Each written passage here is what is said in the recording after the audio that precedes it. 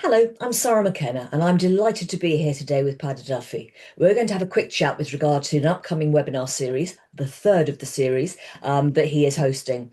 The title of the three webinar series is Sustainability in a World Growing in Uncertainty, Risks and Opportunities, Optimizing Performance, Unlocking and Allocating Resources Ahead of Less Resilient Competitors. Now, as I said in all the other messages, this is a three webinar series hosted by Peadar, and it is the why, what, and how to regarding sustainability. And this final session is the how, and it's on the 25th of November. All of these webinars have featured highly qualified speakers, and this final session is no different. But today I'm going to give you another Our Taster Sessions, but it's a little bit different because we're having a quick chat with the host of the webinars, a gentleman I've known for many years now, Peadar Duffy. So, Peadar, before we go on to chatting about the webinar, can you tell us all a little bit about who you are and what you do?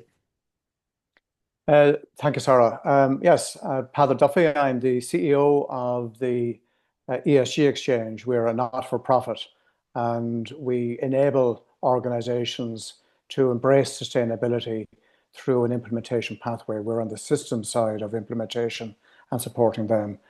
This series of webinars are inspired by the work that I'm separately doing as a volunteer as well in the ISO technical committee that has responsibility for the risk management standards.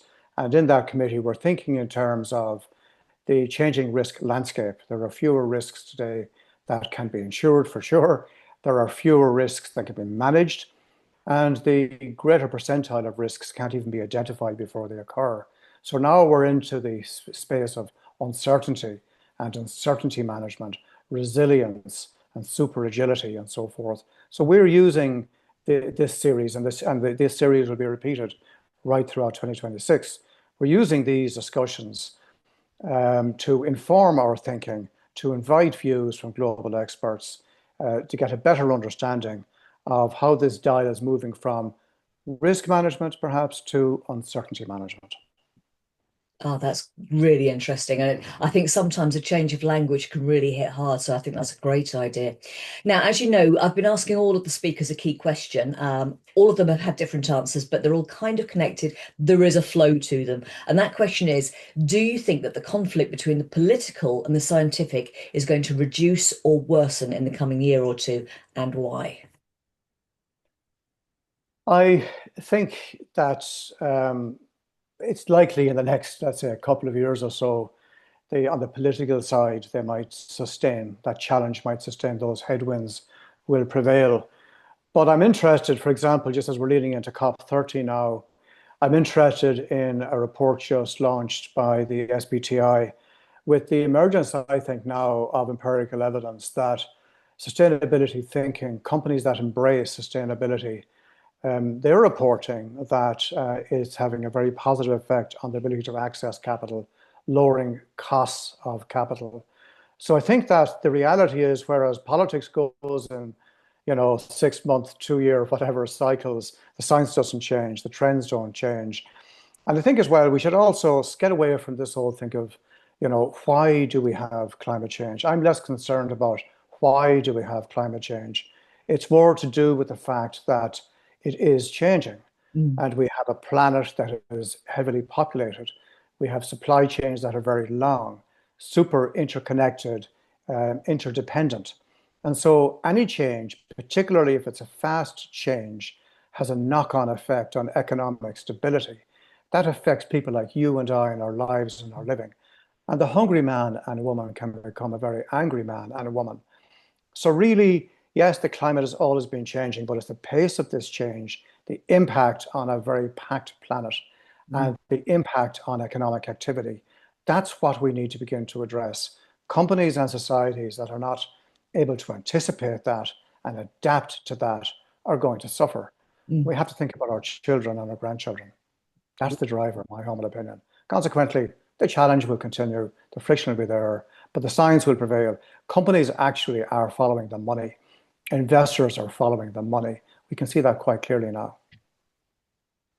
I mean, yeah, you're absolutely right. Following the money and also being led by the fact that, I really enjoyed the fact that you said it's not necessarily the why, it's, what are we actually going to do about it? I really, really do agree with you on that.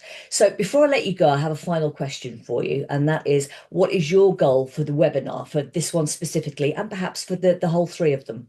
What do you want the delegates to take away from the sessions?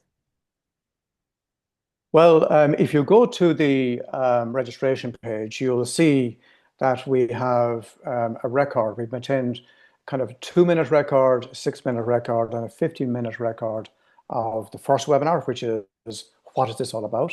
Or rather, why are we having this conversation in the first place? And if you click into the registration page for the 22nd of October, you'll see that we have the 2, 6, and 15-minute summaries of the what discussion. And both indeed also have AI generated Q&A. So there's a lot of packed content there.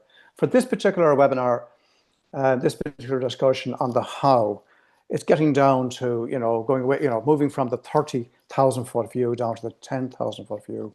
What are companies to do in practical terms? And the reality is that this really is all about sustainability thinking, and the challenge now of integrating that more with strategy and performance, looking more towards the financial effects of, for example, the impacts that we're making, but also the impacts that are coming in on companies. And that kind of strategy-centric, performance-centric approach, how do you do that?